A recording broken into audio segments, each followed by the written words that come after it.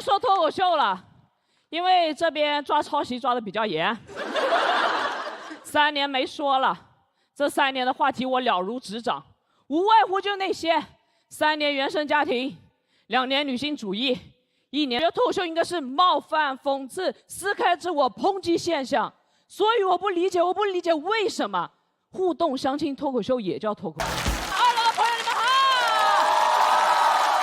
有些观众可能不认识我。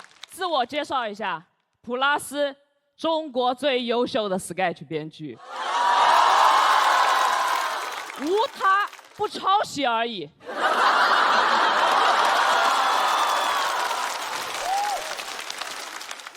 回来说脱口秀了，因为这边抓抄袭抓的比较严，3年没说了，这3年的话题我了如指掌，无外乎就那些：3年原生家庭，2年女性主义，1年中专学历。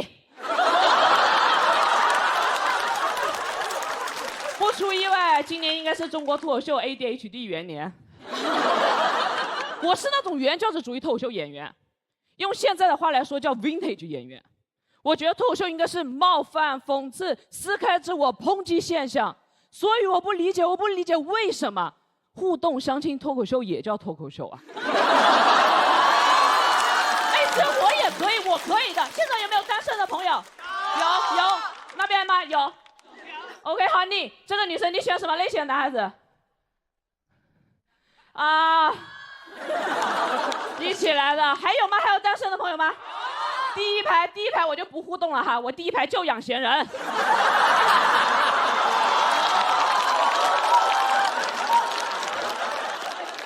互动可以，相亲没问题。但是脱口秀在哪里？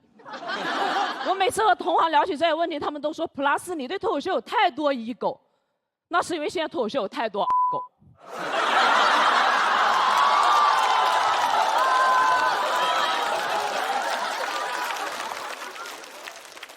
真的嫉妒狗哥，他太火，赚太多了。但是只有我傻站在这里说，别的演员不说。不是因为他们聪明，他们超装的。因为我还是成都一个喜剧俱乐部的老板，用上海话来说就是一个厂牌主理人。演员太难请了，得捧着他们。演凉了，他们从来没怪自己，怪观众，说观众不懂。谁说观众不懂？你就卖20张票，我看观众太懂了。怪完观众怪城市，说我在北方演得很炸。怎么到成都就凉了？你们成都风水有问题。我说对，我们成都人有抑郁症。他还接着问，他问真的吗？我说当然是真的。刚刚演出结束，几个观众走出去说看完你的演出想死。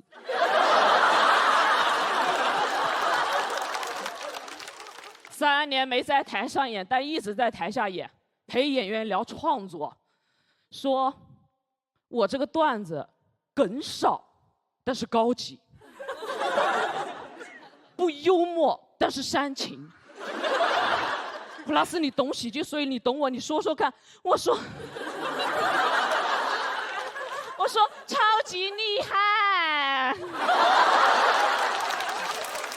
结果他还要追着我聊，他说但是我看过有人写过类似的段子。所以我在写的话算不算抄？我说 no， 嘘，我的哥哥怎么会抄袭呢？你只是在致敬。演出完之后还要招待，我记得全国几百个演员的喜好，谁喝美式，谁喝拿铁，谁喝拿铁不加糖不加奶。有毛病啊！谁喝拿铁他不加糖不加奶啊？是不是你啊，门枪？不是他，他人很好。我记得那么多人，我唯独忘记了季季。说起来我就来气，就是因为现在有2个脱口秀节目，人多的我有点舔不过来了，几百个皇帝我一个太监。人送外号脱口秀小辣子。大家听我的风格，其实就知道有人想杀我的。还好有法律，只被网暴过。而且我是那种特别豁达、特别开朗，不是斤斤计较的人。所以当初骂我的那87条私信，根本没放心上，全放黑名单里面。骂我骂的最多的是什么？骂我死全家，一点伤害没有，因为这是一个陈述句，我们全家必死。你们全家爱咋活咋活吧，我是不会原话骂回去的，那就成抄袭了。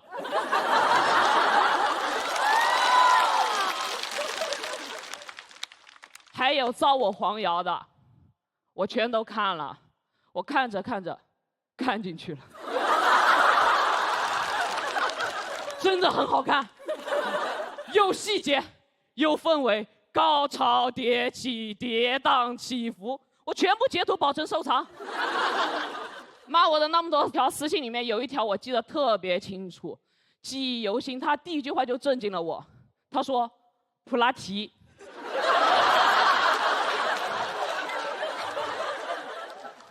你的血是黑色的，你这辈子只能站在别人的身后发烂发臭。首先，我叫普拉斯；其次，坏人的血才是黑色的。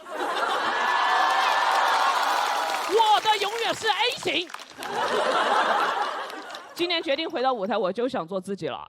这几年我是主理人，是编剧，是爱奇艺 SVIP， 一直站在很多人的身后。我觉得是时候了。所有人向后转，我要站到前面了。谢谢大家，我是单口演员普拉斯。大家好，我是房主任。去年第一轮我讲完，现场哭成一片，就那场面哈，我只在我们村葬礼上见过。我说我只是讲我怎么一路走来的，不是讲我怎么一路走好的。观众边哭边说：“没想到你以前过得那么不好。”后来我就只讲我走红毯拍杂志，现场哭的声更大了。没想到你现在过得这么好。大家还说我是出走的决心。节目录制完第2天啊，给我安排的全国巡演第1站就赶回丽姨老家了。我说不是出走的决心吗？怎么干出回家的诱惑了呢？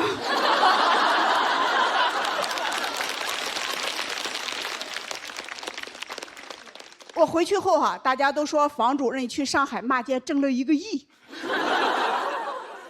整得我自己都信了。现在村里等着我回去给他们修高铁呢。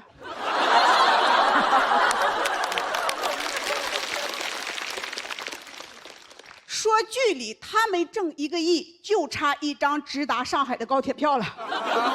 他们还听说我去爱奇艺扫楼，说海里是大城市啊。干保洁都这么挣钱。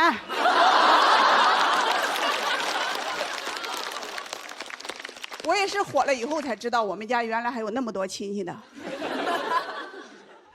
今年过年回村，我上桌了。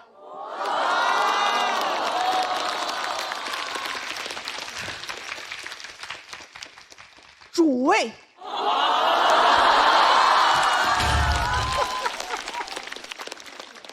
连鱼头都冲着我了，大家都热情的过来跟我唠嗑。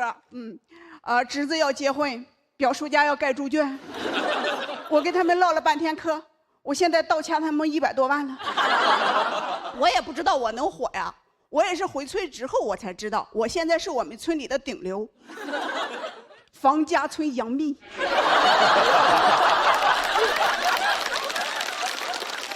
谁见到我第一件事就是拍照蹭流量，起的标题是说看看这是谁，非常的有效果啊，2个赞1个路人评论。那评论说这谁呀？你说你一个小卖部卖化肥卖农药的，我能给你引来什么流啊？脱口秀的观众大部分都是城里的年轻人，他们压力多大呀？我再把农药推给他们。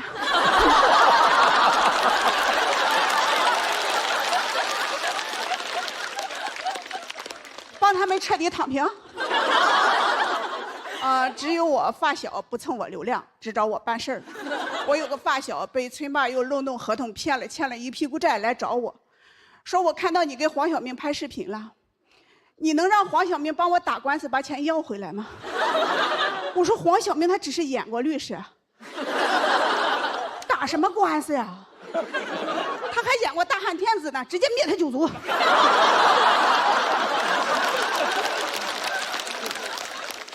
我发小说你帮帮我，我肯定会报答你的。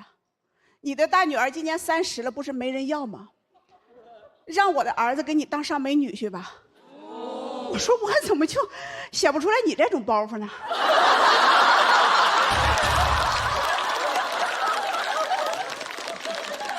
比我搞笑哈！我有个闺蜜，现在她无家可归。咱不是有句老话吗？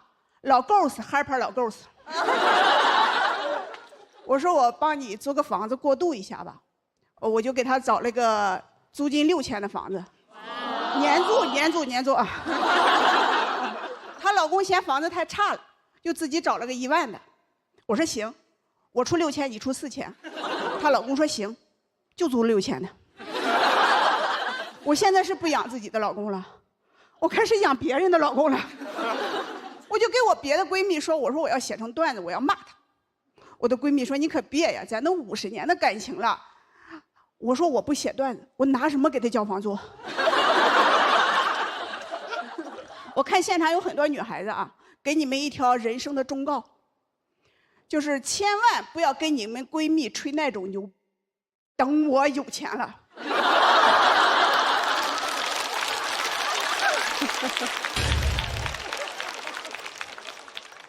我闺蜜等着了。前段时间我闺蜜给我打电话说，啊，你以前不是说过说等你有钱了啊，包个山头给我们一起养老吗？山头帮你联系好了，对方是你的熟人。我过去一看，确实是我的熟人，上学时候的暗恋对象。别熬了，他都50了。刚开始聊的还挺开心的，就是聊着聊着哈，他对我越贴越近，还要动手。我说你等等啊，我只是想包山，我不包别的啊。就那天吧，他越喝越上头，我是越听越下头啊。就是现场的鸡妹们，千万不要有年龄焦虑啊！看看我，20岁的时候没追上的男人，我今年50了，我喜欢的依然还是20岁的。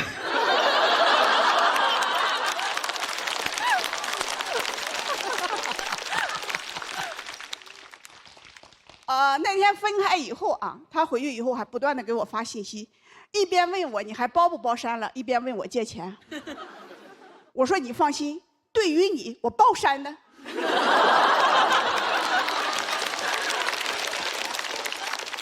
去年我火了以后，我以为会给我的过去彻底翻篇了，没想到是我的过去它翻番了。今天我为什么要选择挑战大宅呢？肯定不是因为金牌啊。是因为我的身体和我们这个行业一样，我不确定我还能不能挺到下一个夏天啊。其实我现在我只能自己给自己说，我说方少丽，你往前走，别回头，只要你坐上高铁，你老家的老铁们他们就追不上你。谢谢大家，我是方主任。Hello， 大家好，我是浩。哎，谢谢啊，很开心可以来到喜丹3啊。我的职业是一个律师，气质上不太像学法的，像是犯法的，但是真的非常喜欢法律。为了坚定学好法律的志向，在后背纹了个天平。我现在都不敢翘2郎腿，我怕随着脊柱侧弯呢，正义的天平会慢慢倾斜，你知道吗？其实东北人吃法律这碗饭不容易。因为我觉得世界上真的很难能有一种口音能像东北口音这样啊，什么威胁到司法的严肃性。其实大家不难看出，我的家庭氛围挺轻松的，我爸是个警察，我妈是个法官。我小时候在家咋说呢？群众。我小时候闯祸，他俩直接走程序，我爸抓我妈判。但是小时候他俩揍我的时候，我就觉得不太对劲儿，直到上了大学之后，学了诉讼法之后，发现他俩打的真不对，程序不对。你知道，就按来说，他俩作为夫妻呀、在同一个案件中，我是可以申请一方回避的。小时候放假的时候，经常去我妈工作那个法院去写假期作业。写完作业之后，唯一的一个放松方式就是到楼下去旁听一些庭审。请问你们看过东北那边的庭审吗？你们真应该看一下，那不小品吗？看着那哪有意思？你知道吗？那种县城的基层法院，有的时候就是两边当事人都不请律师，你知道这会导致一个问题，就是当事人听不懂法官的问题。你知道有一次那个法官坐在台上问被告有什么意义，被告说有教育意义。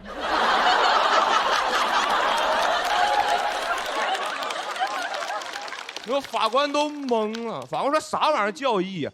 我是问你对原告提出的证据认不认可？被告说啊，那不认可。法官问哪里不认可？被告说心里不认可啊。家里人也希望我走法律这条道路。我高考的时候考到那个西南政法大学。嘿，谢谢。哎，读了4年的法学本科，然后后来又考研，然后考到了四川大学啊。感谢。然后其实刚才讲这些，就是想说，其实作为一个法学生，有几件事必须要做。我也一样，我花了1年的时间认真准备，然后高分通过了法考，又花了1年的时间认真实习，然后拿到律师执业资格。现在在我们律所里面也算一个还比较有口碑的脱口秀演员。其实我律师当时这样，我自己都挺失望的，因为很小时候对律师这个行业就特别向往，特别小的时候就已经拜读了这个行业最经典的那部巨作《何以笙箫默》。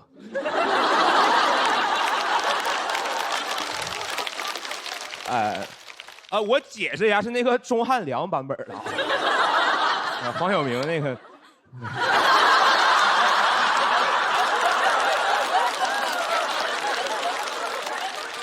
你知道吗？这部剧太让一个想当律师的孩子自卑了。何以琛太帅了，每看一次就感觉跟他之间的差距又多了1分，但是忍不住老想看。直到今年又看了一遍，说我释然了，朋友，我终于承认我跟何以琛之间有本质上的差别。他是本科生，我是研究生啊。然后我当律师，我发现他的法律意识倒是变得越来越强了。经常咨询我各种各样的法律问题，朋友们我都不爱回答，那都是什么法律问题？那都是违法律问题。小偷偷小偷算偷吗？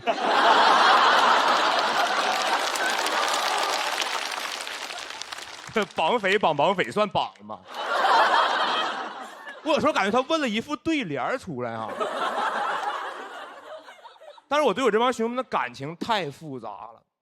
虽然他们没有对我提供实质性的帮助，但是我觉得天底下可能只有我这帮兄弟真拿我这个律师当回事儿，特别以我为荣。得是我兄弟是个律师，有兄弟是个律师，但是有时候他们太拿我当回事儿，因为律师他就是了解法律、使用法律，但是在我兄弟眼里，我就是法律。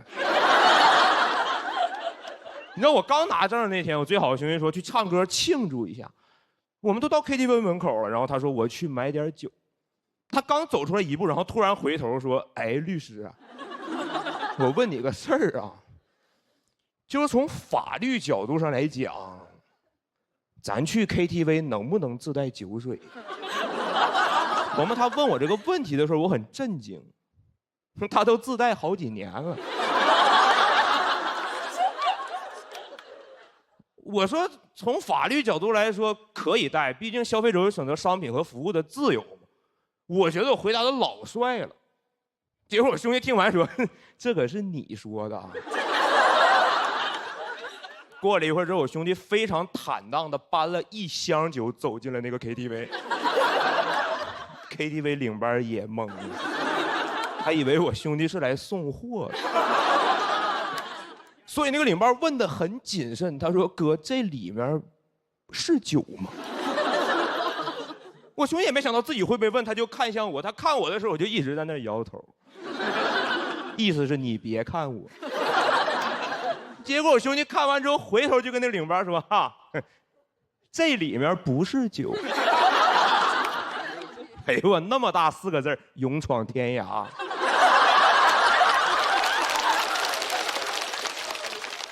那里面不是酒是什么呀？根号81呀，开开才是酒。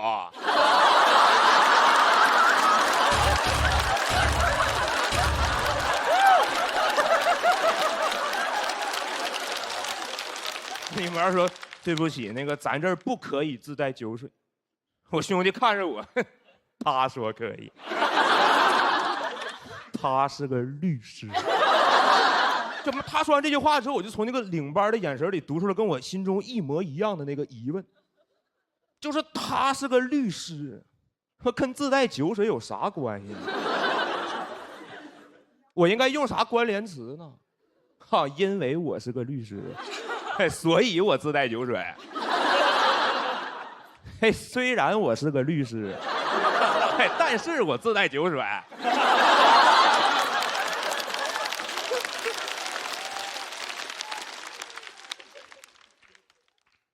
与其说我是个律师，不如说可以自带酒水。我最后不得不让我跟我兄弟说，我说你们先进去，别管了，这事儿交给我。过了一会儿之后，我把那箱酒搬进了包间。我兄弟又激动又震惊，问我你是咋搞定的呀？我说晓之以理，但是你记得下回还是偷摸逮。其实那天我给领班塞了200块钱，但是我最难受是那个领班收了钱之后，嬉皮笑脸的问我说：“你平时都这么干事儿？”就讲这，谢谢大家，我是浩浩。哎，大家我是王月，欢迎大家，欢迎大家。哎，瘦了点没？瘦了点没？哎，真的是瘦了一点，瘦了一点啊。关注我的朋友应该知道，我前段时间呢去做了个小手术。割了半个甲状腺，人呢也瘦了差不多20-30斤的样子了啊。也不是说这半个甲状腺有20-30斤的意思啊。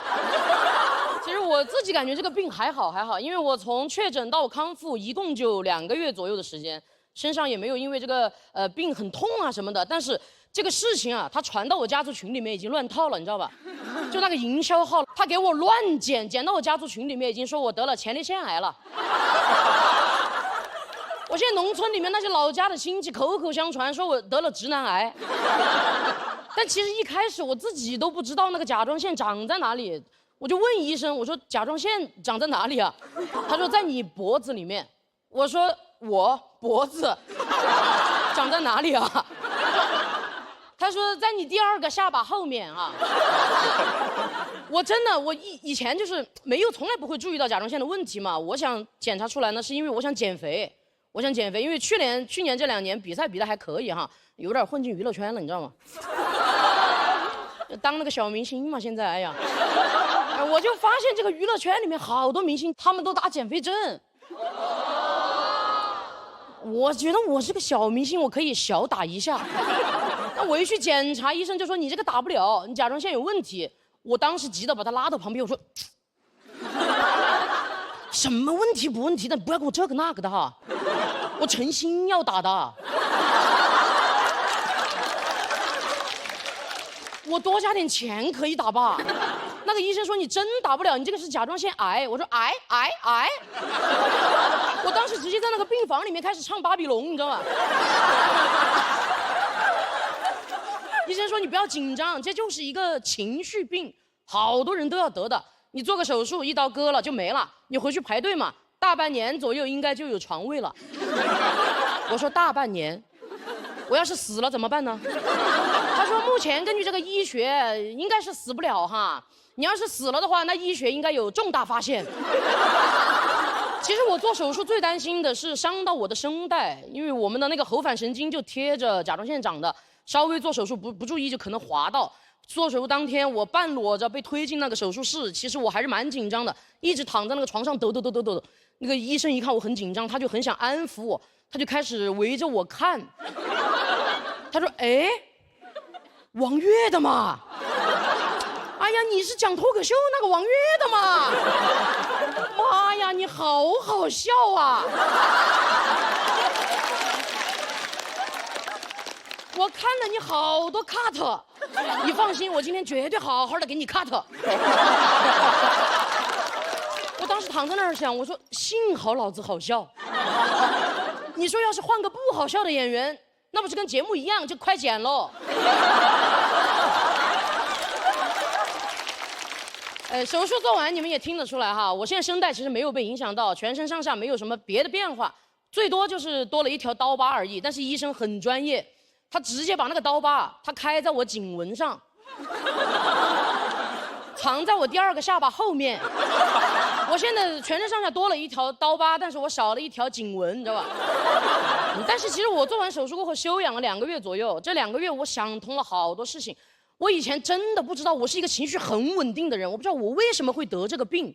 我后来想通了，就是因为我情绪太稳定了，太稳定了。你们想一想，那种原地有风他当场就能发出来的人，他会得癌症吗？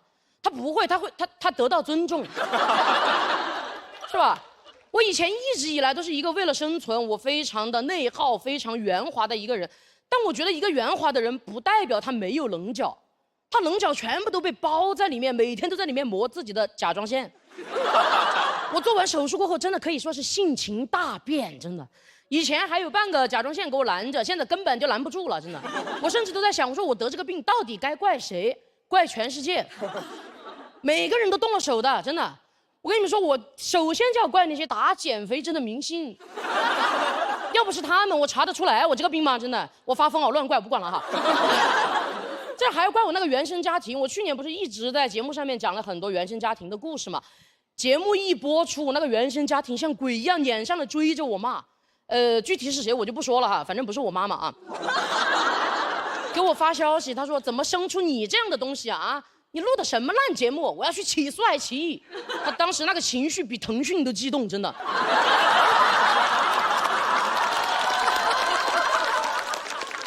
我那天一落地，我心情很复杂，我还要把眼泪擦干了，补个全妆，嬉皮笑脸的。我着急去见周星驰，你知道吧？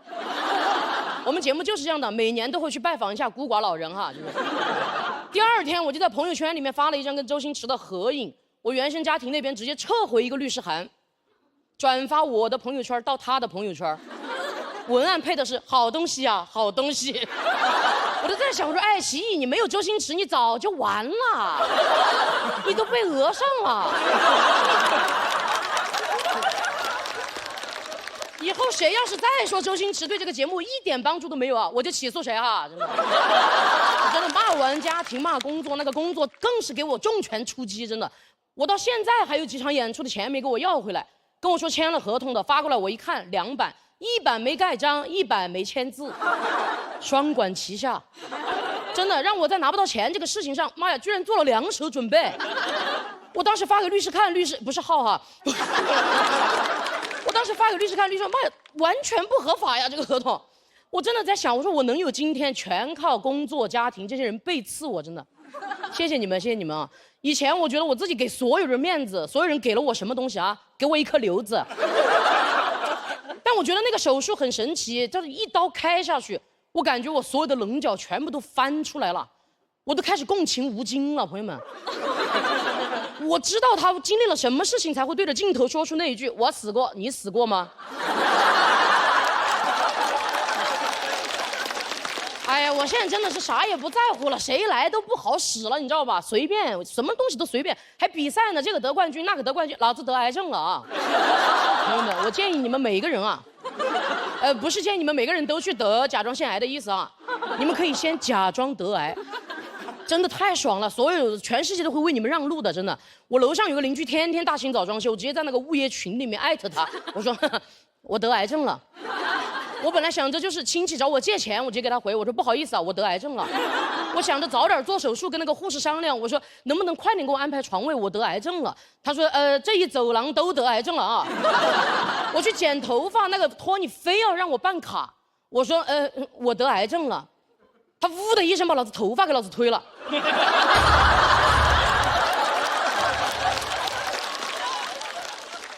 我那段时间真的看起来就像出家了，你知道吧？但那2个月根本就没办法出家门，所以我就在家里面写出了我的第2个个人专长——短发。我真的回想起以前，我觉得我一直都活得像一个蚌。你们见过蚌吗，朋友们？就是那种很难想开的那个蚌，什么脏东西、烂东西全部都藏在自己身体里面。但是我感觉我没有蚌，因为蚌可以把这些东西把它磨成一颗珍珠，但我磨出来了一颗肿瘤。我觉得我们所有人都不要做蚌，我们都去做花甲，就是什么脏东西、烂东西来了你就往外吐，脏东西一来你就呸，就给我吐，你知道吧？当花甲多好啊！当花甲至少能活到60嘛。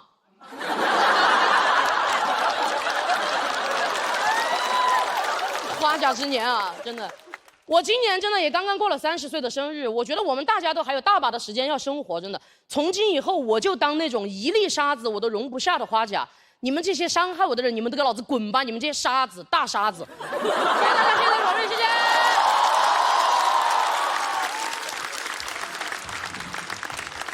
大家好，我是鸭蓉。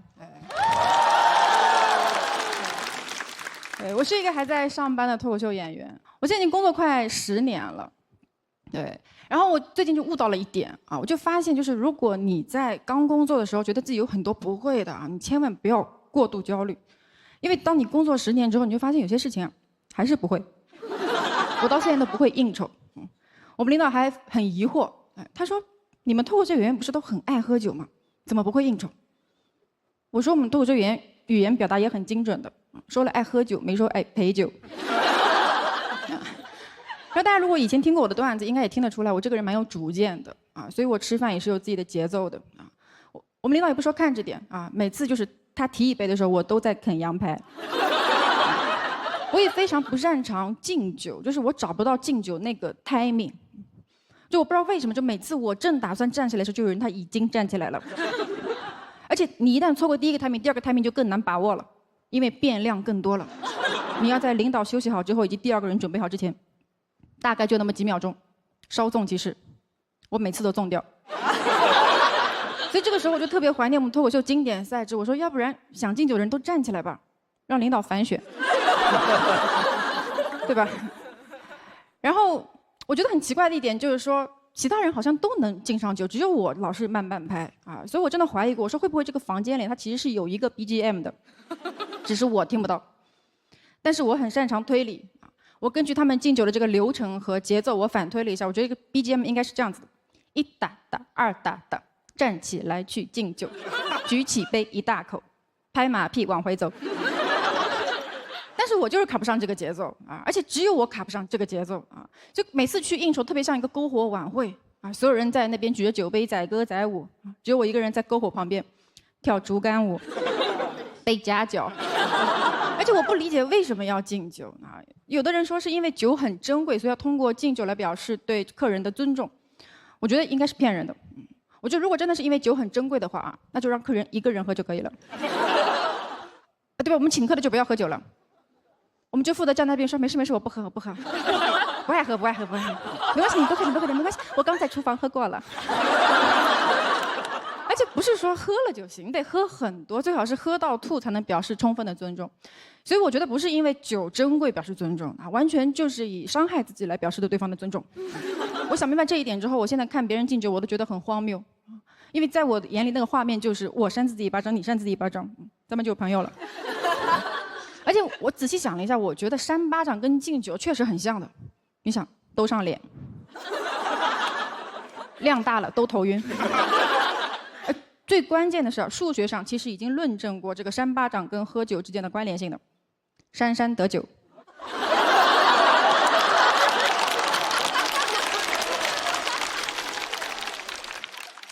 不过我虽然不是很会应酬，但是其实我也没有出过什么大问题，只有一次非常尴尬，就去吃饭，那家店的服务员不知道是出于刻板印象还是保护女性之类的，他就问我说：“女士，请问你喝红的吗？”我说：“我不喝。”我的意思是我不爱喝红酒，干脆喝白的。他就以为我不喝酒，直接给我上了一杯西瓜汁。我当时都懵了，我说这不是也是红的吗？但这个时候你不能再要酒了，这个时候要酒显得你这个人太爱喝酒了啊，所以我只能硬着头皮在这个酒桌上开始喝西瓜汁。然后那天不知道为什么特别寸，敬上酒了，我怀疑其他人在搞我，然后我就去拿西瓜汁敬领导，领导人还蛮好的，把酒喝了啊，我开始喝西瓜汁。你们能想象那个画面有多尴尬吗？感觉就是领导啪扇了自己巴掌，我说领导看看我的美甲。那次我真的很紧张，因为我第一次见那个领导，我想说他肯定对我印象不好，以后会卡我项目之类的。但是我实在是低估了这个职场的荒谬以及复杂程度啊！我完全没有想到，我在结束的时候，我听到那个领导对旁边的人问了一句，他说：“这个人，他爸谁呀？”谢谢大家。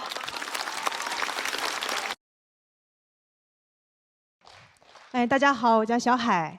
谢谢。去年我是在节目上讲了一个不想穿胸罩的段子。我知道你们可能现在心里都有一个疑问。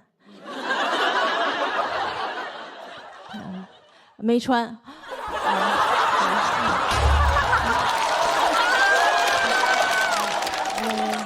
大家也不用盯着看啊。请大家关注我的作品。去年节目播完，有很多演员都收到了差评，我没有，我收到的都是骚扰。有一个大哥就给我发私信说，你确实不用穿，因为你太小了。我说来看看你有多大。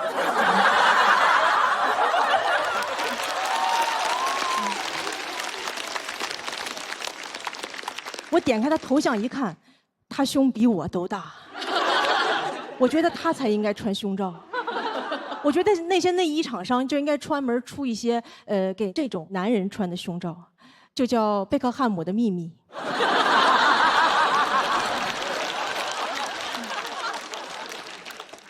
功能都不是为了聚拢显大，就是为了摊平显小。广告我都想好了，就你还在为胸大感到自卑吗？还有人说你胸大无脑吗？穿上贝克汉姆的秘密。让你大胸秒变飞机场，抬头挺胸做男人，做男人挺好。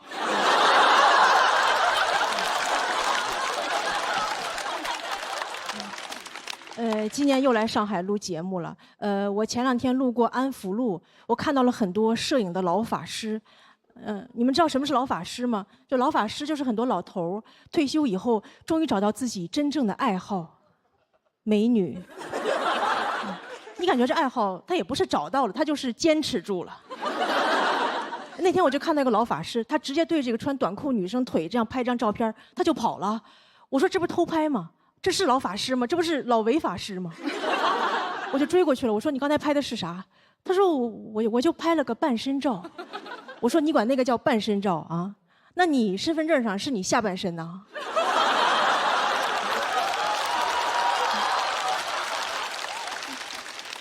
对，来，我看看你的1寸免冠下半身照。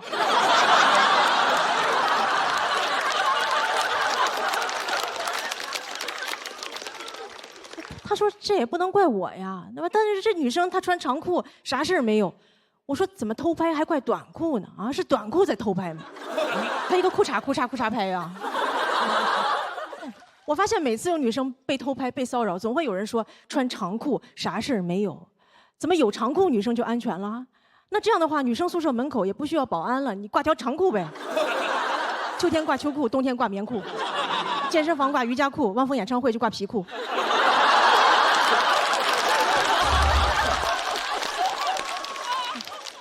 还穿长裤啥事儿没有？这句话好像长裤的广告呀。穿长裤啥事儿没有？经常用脑就穿6条长裤。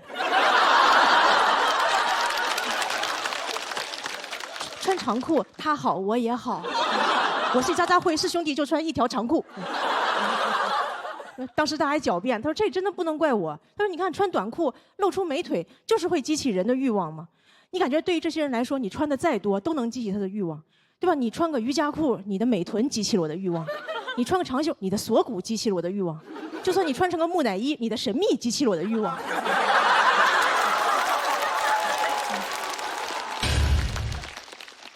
我当时看了看他相册，我说怎么腿脚腰都能激起你的欲望啊？你是不是看见肉就能激起欲望？那你要这样的话，你还能吃猪脚饭吗？哎呀，这个狱卒啊！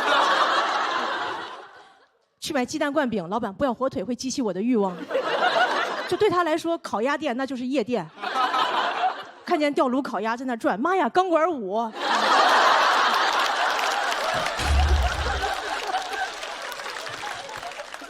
我觉得这些老法师，你们非要拍的话，可以拍点喜欢偷拍的，对吧？你们可以互相拍，对吧？老韩腿也是腿嘛。你们要是拍不好，我可以帮你们，对吧？回头我也建个账号，就叫街拍大爷。那朋友们喜欢老头的有福啦，到时候我就专门偷拍大爷偷拍，就叫大爷上班路透。4K 无水印高清大爷。回头我再开个摄影展，我还会去现场讲解。我说大家好，我叫小海 ，A.K.A 安福路站姐。大家来看这张照片，大爷长得多好看啊！看这脸包头，这高谢顶，看这张大爷身材多曼妙，看这核桃臀，这老蛮腰啊！要是有人问说你这样会不会侵权了呀？他们都穿长裤了，啥事儿没有。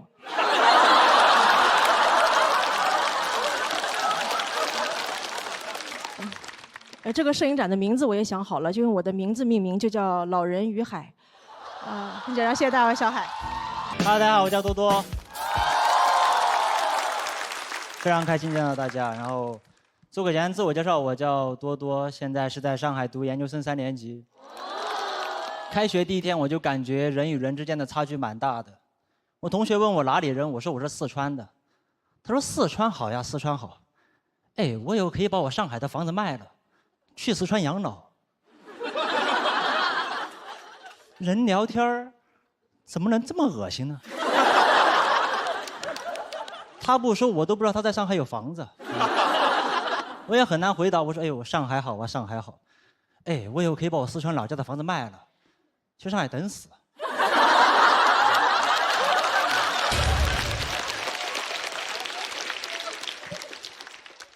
有的时候我也感觉有点自卑啊，我就很害怕他们问我平常喜欢干什么。因为我最喜欢的就是玩手机，但你说自己喜欢玩手机，就好像说自己是个 loser 啊！我喜欢不思进取、自暴自弃，很羞耻，很难说出口。我都说我喜欢玩手机，玩手机啊！你要不自觉带过去啊！但其他人说他们的兴趣爱好就说得很自信。我喜欢潜水、爬山、野外露营，不太理解。又是野外，又是下水，又是上山，我总感觉这帮人没有进化完全。我们的老祖先就是一步一步花了漫长时间，从海洋到陆地，才从猿人进化成智人的。智人就应该玩智能手机啊！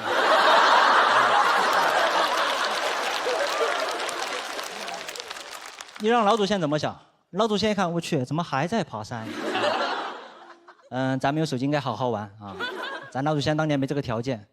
你给他一个手机玩，他不知道玩得有多开心。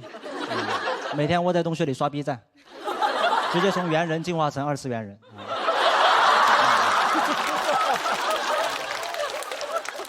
就我真的很难理解他们那些爱好所带来的快乐。爬山我觉得累，潜水我觉得贵而且这些人出去玩就出去玩，经常发文配朋友圈说什么勇敢的人先享受世界。我缺的是勇敢吗？我这个人最不缺的就是勇敢。我妈跟我说，你再玩手机眼睛就瞎了。我还玩，我也可以做到很勇敢啊！我也可以去潜水，让专业教练带着我1个小时700块钱，结束之后跟他说，哎，我没钱。你所以不是勇敢的人先享受世界啊，是有钱的人先享受世界。没有钱我都不能买我喜欢的手机。你别说享受世界了，我只能享受花呗12期免息。我都不理解，光有勇敢没有钱是怎么享受世界的？你是不是走到银行门口说，哎，要不然我今天勇敢一把？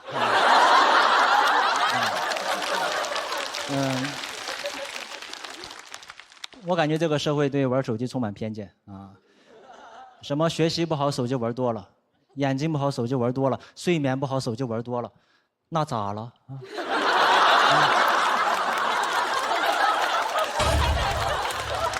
这不是应该的吗？手机带给你这么多快乐，你受点伤害怎么了？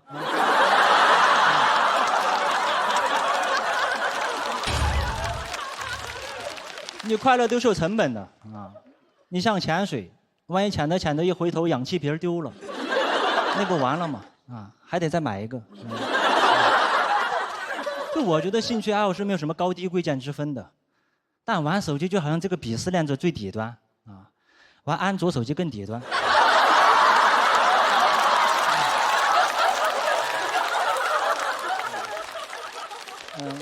你像喝酒也会对身体有害，但你在上海这种城市，你说你喜欢喝酒，听起来就比喜欢玩手机更体面一点。啊，我有个朋友特别喜欢标榜自己爱喝酒，我问他喝啤的还是白的，他说 low，从来不喝，他都喝高级的葡萄酒，因为喝多了不会头痛。哎，我说你为什么不直接喝水？我问他高级在哪里，他说他的葡萄是法国产的。我不知道他拽什么，我的苹果还是美国产的。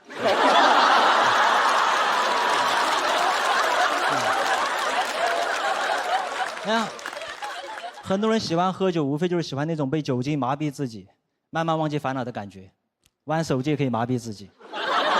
我手机玩了6年都玩烂了，现在边充电边玩手机，手机都漏电。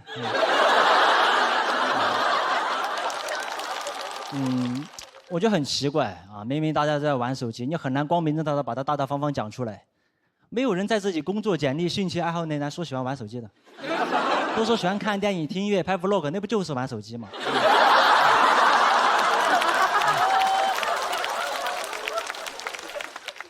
你干嘛不能大大方方讲出来呢？啊，你对手机来说很不公平的。你手机帮过我们缓解过很多尴尬，有的时候在电梯里遇到一些半生不熟的人，你真的不知道说啥，你都低头玩手机。没有人说哇好尴尬呀，我要攀岩啊。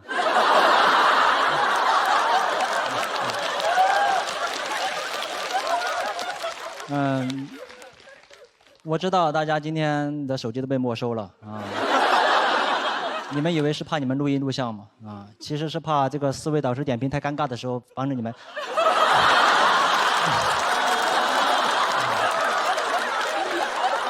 偷偷玩手机，偷偷玩手机。前段时间我有个朋友约我早上8点钟去市中心攀岩，我根本不懂攀岩，我只在上学的时候翻过墙。他说攀岩不一样，攀岩有不同的线路、不同的难度。我说爬上去之后干嘛呢？他说跳下来。我说跳下来，然后呢？他说再爬上去。我说跳下来之后不应该去上网吗？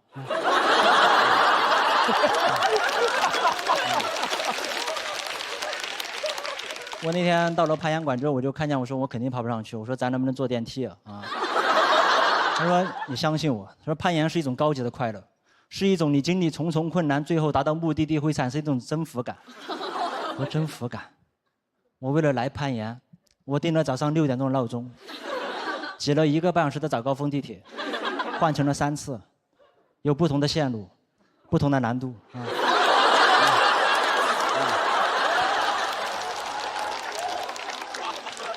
我征服谁了啊？我征服了。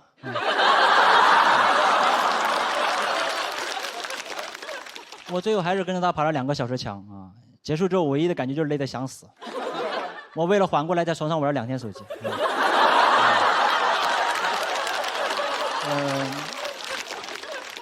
我今天已经讲了5、6分钟了啊！我想去玩手机了，拜拜，拜拜。Hello， 大家好，我是练奇啊 ，Hello。哎。我最近的思绪总是非常的纷飞，我怀疑自己是 ADHD， 所以第一次去了精神科，窗口让我报手机号，我突然觉得每个人报手机号的停顿很有意思，对吧？有191、862、18DD7这种335报法，也有191、8621。8DD7这种344爆发，我一直想试试29爆发，19、1862、18DD7。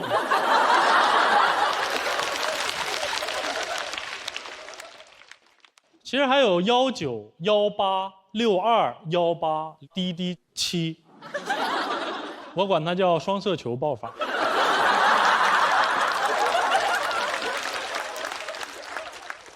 在号码里面有321的人，报出来会不会变数？191、3、2、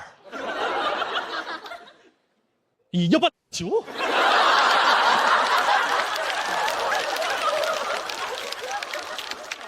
大夫问我是不是容易分心，别人说话无聊了就会走神儿，所以走在盲道上算不算是一种阅读呢？因为盲道它是一种语言，长条代表着行，圆点代表着停，所以盲人可以同时读万卷书和行万里路。盲道是大盲文，乐高是小盲道，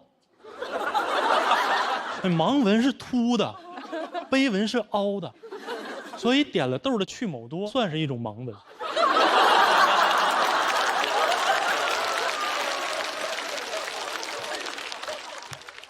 扎了眼的苏打饼干算是一种碑文。大夫说你应该是 ADHD。你平时还有什么症状吗？我说我从小就会进行一些莫名其妙的联想。小时候我妈送我学架子鼓，我就总觉得我将来的职业是剁饺子馅儿。这就是我理解的 rock and roll。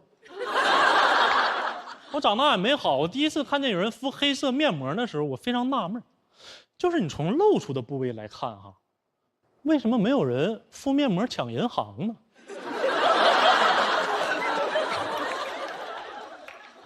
给你10分钟，必须把钱交出来啊！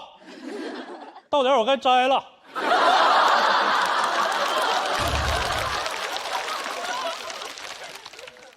我最近的思绪就更是混乱。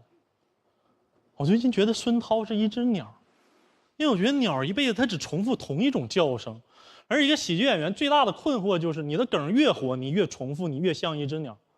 这样提起小品演员孙涛，我们只能想起他的那句“我骄傲”。就算他不想提，我们也会替他提。我骄傲重复了他的一生。当他在春晚上说出来的那一瞬间，他就变成了一只鸟。说到春晚，小彩旗春晚彩排嘛？你又提小彩旗了。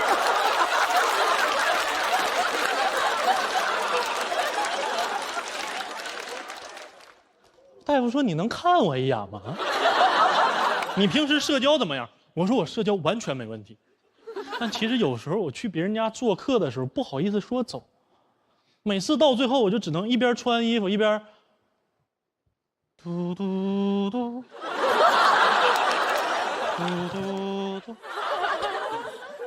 我搬家的时候也会放上爵士乐，和每一件家具跳最后一支舞，嘟嘟嘟。所以我社交完全没问题。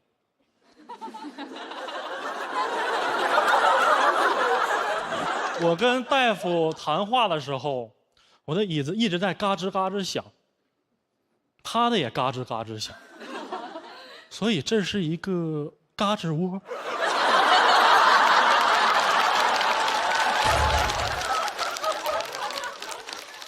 我不能再走神了，我一定要专注，我感觉耽误大夫太多时间了。这个时候我突然觉得诊室好热，我抽出了一张纸巾准备擦汗，我发现纸上有一朵花，所以就是这种纸上印花的厂商算不算是一种出版社？我展开纸的时候闻到一股果香。其实我觉得管无花果叫无花果非常没有礼貌，没有你就别说了。你会管太监叫吴？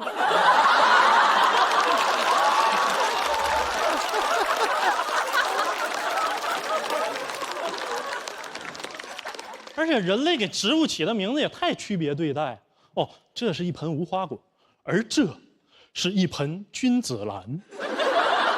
他凭啥是君子啊？你给他浇水，他谢谢你。你一浇，他叶儿一弯，小生有礼了。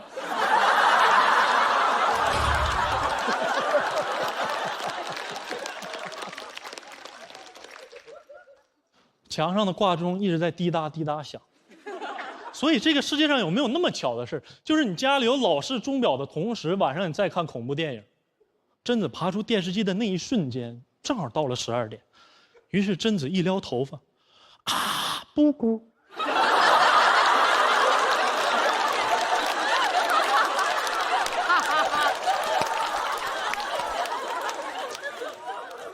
无花果有花，只不过它的花长在了果里，我们人类看不见而已。有时候我觉得人类太以自我为中心了。我们emoji表情里面的螃蟹、龙虾都给它们分在了动物栏，但它们却是红的。那是 emoji 吗？那是欧一西。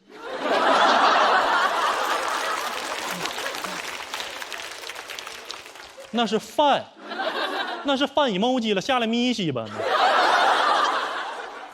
比奇堡没有一个人觉得蟹老板很香吗？就。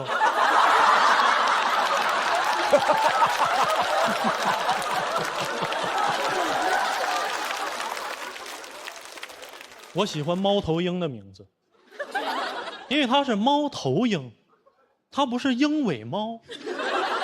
我喜欢小猫，我支持猫本位。我很讨厌猫头鹰的外国名字 ，OWL， 嗷，猫头鹰叫嗷，这个名字起的是不是有点太草率了？我就感觉是两个动物学家在森林里，一个冥思苦想，哎呀，发现了一个新物种，起个什么名字呢？然后另外一个心不在焉 ，Billy Jean my love。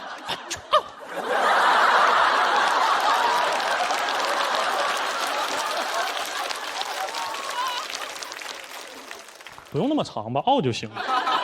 你让猫头鹰怎么介绍自己，对吧？第一次跟狮子见面，你好，我叫赖，你叫什么？嗷。狮子说，我叫也是嗷啊。我天天在电影片头，嗷，嗷，我干啥呢？以你的名字呼唤我。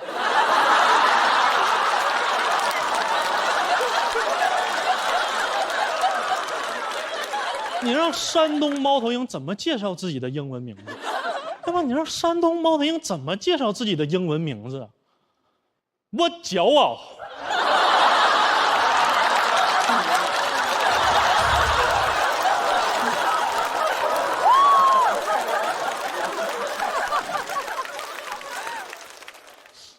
所以孙涛真的是一只鸟。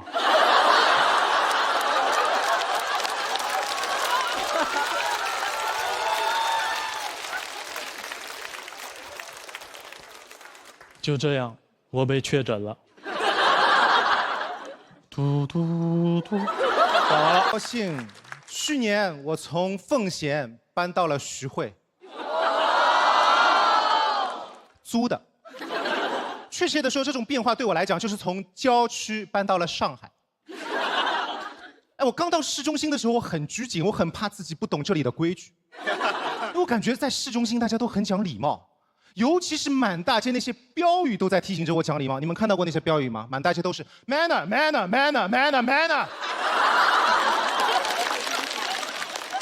太讲礼貌了。在市区连野人都要叫先生。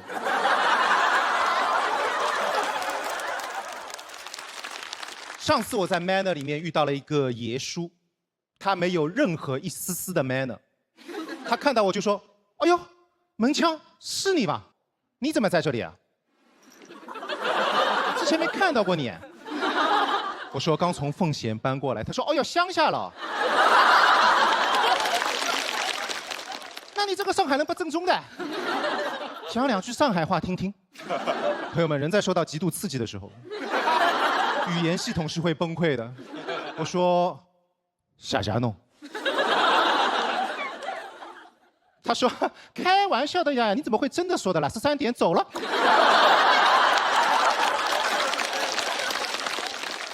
他就走掉了。尽管如此，我还是对连锁咖啡店很满意。他们便宜、方便，所点即所得，不像某些主理人咖啡店。哎，那些店摆明了是卖给上海人，但是就连我这个赛级上海人，就有点看不下去。他们又贵又磨叽，而且我根本不知道自己会喝到什么。有次我不小心踏进一家主理人咖啡店，点单的时候，我连饮料的名字都看不懂。我说老板，我想要一杯普通拿铁，然后他就开始跟我磨叽了。他说，那你想要苦一点还是酸一点？我很警惕哦。我说哪个便宜？他说一样。我说那酸一点的吧，我不喜欢苦的，酸一点。他说好。那豆子你喜欢深烘还是浅烘？我说什么区别？他说苦一点，酸一点。我说酸一点，麻烦您酸一点。他说那豆子你喜欢是花香味还是坚果味？我说什么区别？他说苦一点，酸一点。我说，哎，我只想要快一点。就我已经很不耐烦了，我当时有点想发火，有点想骂人了。结果我发现他脖子上挂着个运动相机，他在录视频。我心想他别曝光我，本人在上海怎么也算小名鼎鼎。哎，我以为这个东西是记录锻炼，保证自己有素质，怎么还能保证对方有素质？我本来骂人的话已经到嘴边了，我说我侧面好看。亲爱的咖啡师，你想怎么做都可以，不够酸没有关系，我可以打包回家自己用醋调。我想这总能给我做了吧？他说来，我们选一下产地，埃塞俄比亚、哥伦比亚、冈比亚。我说你是不是骂人了你？我说你们这搞咖啡的干嘛老喜欢盯着非洲薅啊？为什么？他说先生啊，首先哥伦比亚不在非洲。我挡住他的相机，我说这段帮我剪掉。其次，我们店的特色就是有很多来自非洲的稀有咖啡豆，这款来自刚果，这款来自肯尼亚，这款来自苏丹北部。我说就这款苏丹北部，我苏北人，来去。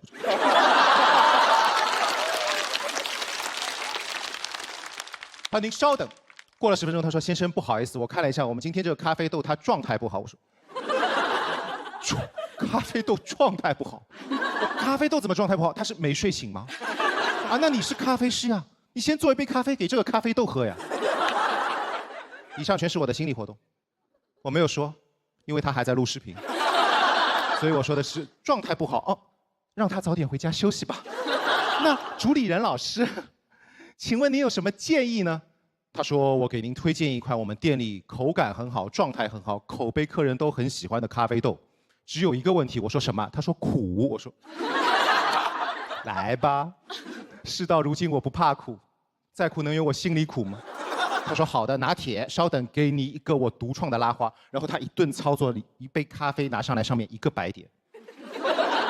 他说给拉完了。我说拉完了。我说这叫什么拉花？我一边问一边接过来，手一抖，拉花没了。他说这就是我独创的昙花一现。我说，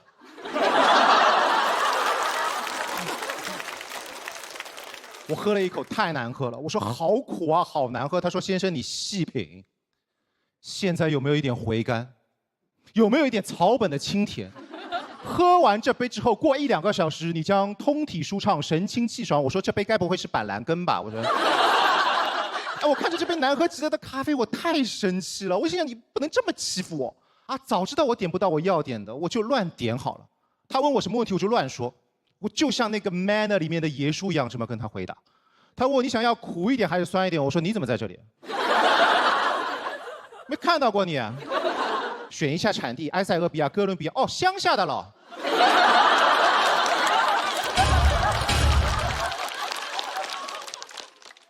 那你这个咖啡不正宗的，这是您的拿铁。哎呦，跟你开玩笑，你怎么会真的做到3点走了？我就应该这样，但我没有，因为他还在录视频，所以我说的是下家弄。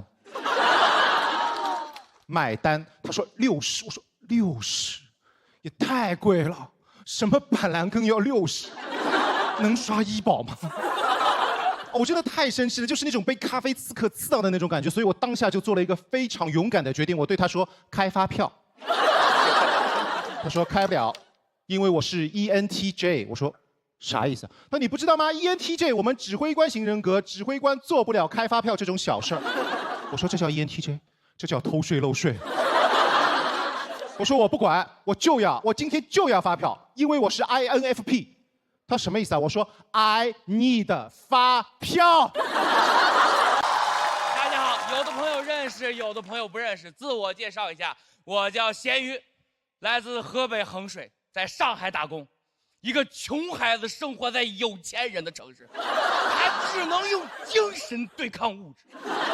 我就走着演，咱们两边都看一下，好不好？我怕咱们这个看不全，回头你们互相拼一下。来参加比赛，我很直接，我想挣钱，我想挣钱，我没有钱，我的钱都买吃的了。我记了2个月账，恩格尔系数85，焦虑。人这2年特别容易为钱焦虑，是不是朋友们？焦虑。你说人穷可以开心，但人穷还爱刷短视频，你就不能开心，因为这2年特别容易在各个短视频平台刷到那种假扮经济学家散播经济焦虑。你刷到他的视频有一个特点，就是你没有调节，但好像手机音量自动就变大了。存钱，马上给我存钱！哎呦，你说，你想说就说，你喊什么呀？他就给你解释，他说因为今年虽然已经是过去10年经济最差的一年，但却即将是未来10年经济最好的一年。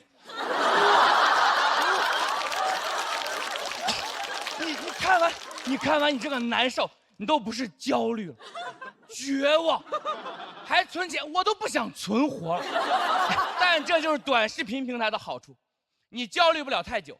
你刚刷完经济焦虑的没一会儿，又刷到一个刺激消费的，还是刚才那老头，哎，连衣服都没换，一样的套路，突然的大叫花钱。马上花钱，因为未来10年全球经济下行，通货膨胀，货币贬值，所以你现在花的越多，等于给未来省的越多，你省的越多，等于花的越少，你花的越多，就是花的越少。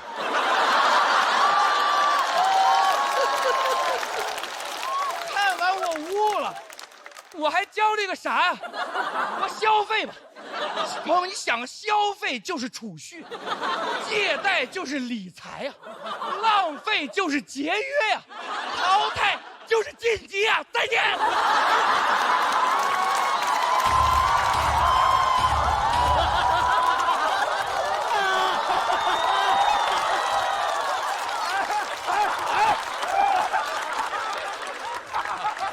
还不让走，你看这个，导演没学过经济学啊，然后，那我没办法，只能接着讲了，朋友们，我存不了钱，我焦虑，我的消费观太坏了，我的消费观就是8个字：有钱花钱，没钱花呗，你能明白吗？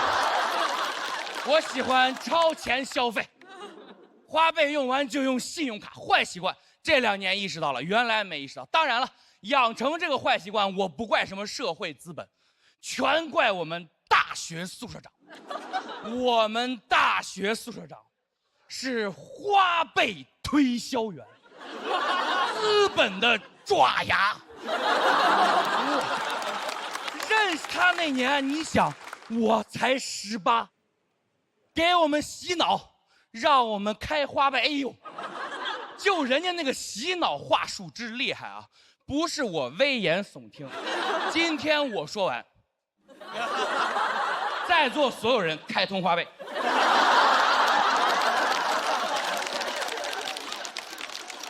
也就是你手机收起来了，要不你手机听完自动开通花呗，就这么厉害。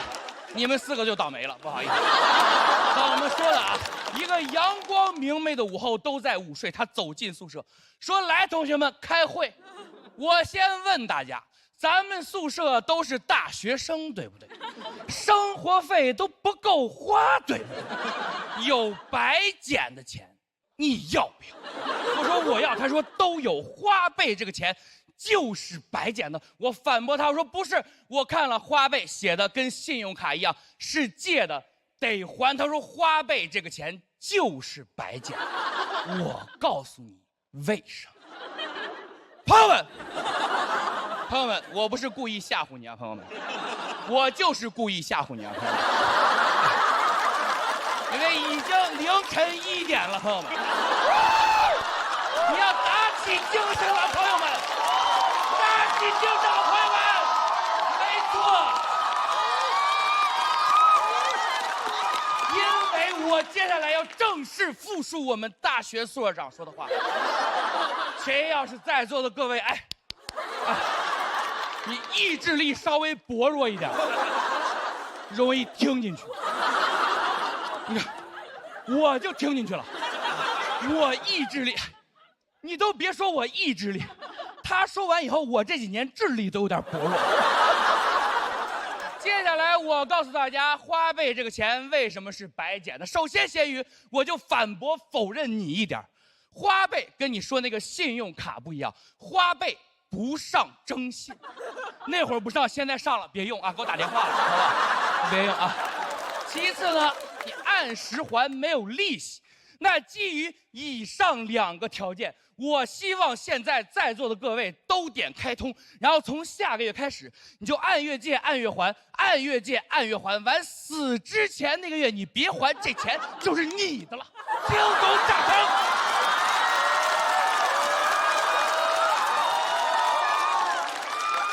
我直接就听懂了，我在宿舍嘎嘎鼓掌，现在那巴掌都打我脸上了，我现在还还着花呗呢。人生目标是死，让人一旦用上花呗，你就必须独自面临很多孤独又尴尬的情况。特别这2年，钱不好挣也不够花。我说实话，我现在每个月有10天，整个人就处于没有余额，只有马某对我的信任。马某，你们知道我在云什么吧？你明白啊？没有余额，只有马某对我的信任，干什么都用花呗支付，跟朋友吃饭特别尴尬，你兜里1分钱没有，但你得抢着结账，因为万一你朋友把账结完回来，突然找你要 AA， 你是 A 不出来这个钱的。哎呀，不说了，听懂关花呗。